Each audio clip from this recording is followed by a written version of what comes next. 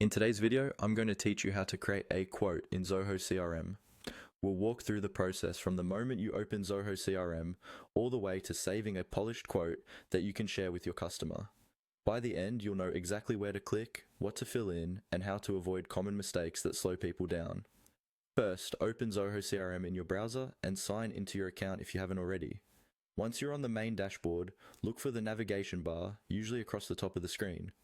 Here you'll see different modules like leads, contacts, deals, and so on. Find the one labeled quotes.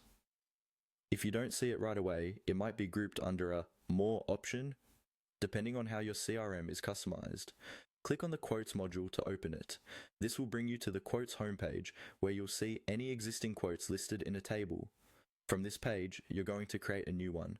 Look for a button that says Create Quote, typically located near the top right corner of the screen. Go ahead and click that. Now you're on the Create Quote page, which is where all the important information gets entered. Take your time here, because what you put in this form is what your customer will see.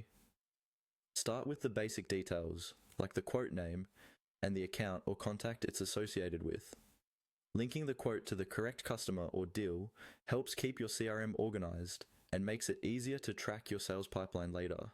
Next, fill in key fields such as the quote date, expiry date, and any relevant reference numbers.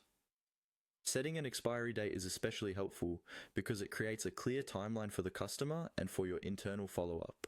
Scroll down to the section where you can add products or services. Here, you'll typically search for existing items from your product list, specify quantities, and confirm the pricing. Double-check the amounts, taxes, and any discounts so the total at the bottom reflects exactly what you want to offer. If your organization uses specific terms and conditions or notes, make sure those fields are completed as well. Once you've reviewed everything and you're confident the quote is accurate, go to the bottom or top of the page